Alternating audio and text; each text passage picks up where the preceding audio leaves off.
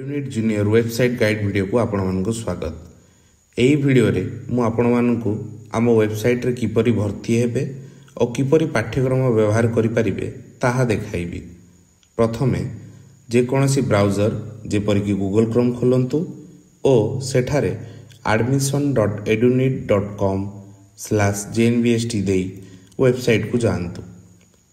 सेठारे आपण मानकु एक पॉपअप देखाबो जेउठी कि लिखा जाइथिबो enrol now and start learning.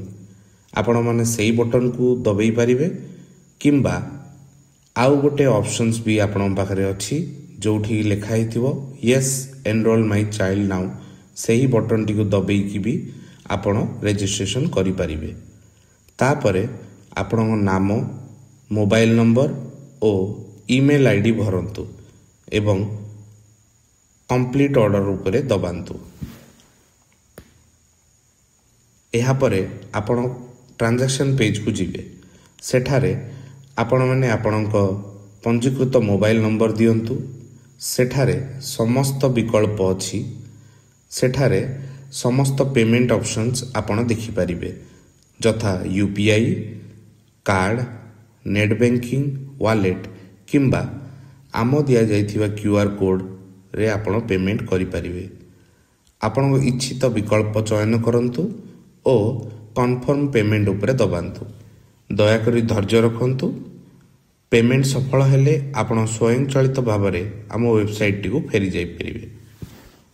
तापरे आपणक स्क्रीन रे एक धन्यवाद सूचक संदेश जथा थैंक यू मेसेज आसीबो जेउठी आपण माने एक्सेस यूआरएल यूजर नेम और पासवर्ड देखि परिबे।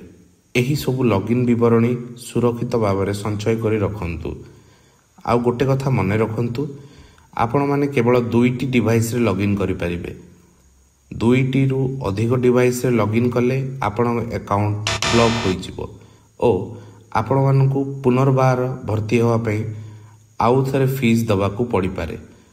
तापरे एक्सेस यूआरएल उपरे दबांतु ओ आपणक यूजर नेम और पासवर्ड दे लॉगिन करंतु। लॉगिन करिला परे प्रोफाइल उपरे दबांतु।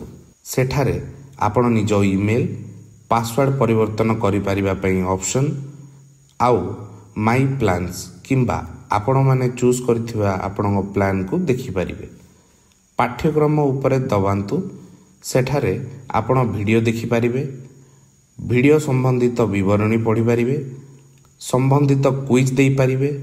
शिक्षा संबल बा रिसोर्सेस डाउनलोड करि पारिबे।